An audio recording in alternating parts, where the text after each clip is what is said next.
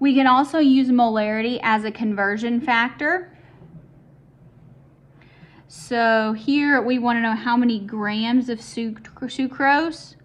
We have 0.15 liters and our concentration is 0.758 molar sucrose solution.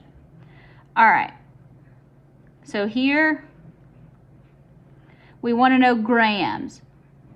We're given a volume and we're given a molarity. So here I'm going to start with a volume. You can start several ways, but 1.55 liters, because I know I want to get rid of liters. How can I get rid of liters? I'm going to mark this big M out and I'm going to write moles over liters. There's where I see the liters and I can get rid of them.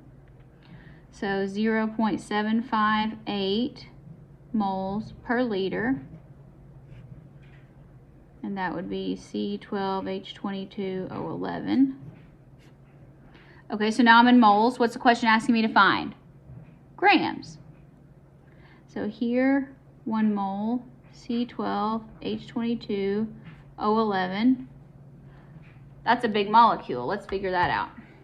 12 times 12.01, 22, 1.008, 11 times 16.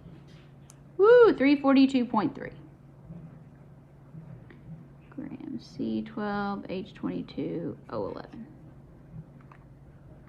All right, so times 0.758 times 1.55.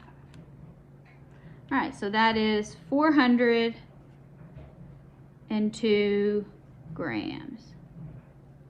H22O11, this is table sugar, that's a lot. So you can use molarity as its own conversion factor, and you can also use it the other way around to find volume. If you're given grams, you can flip it upside down to find volume. So every time you see the big M, cross it out and write moles per liter as a vertical fraction, and it makes more sense.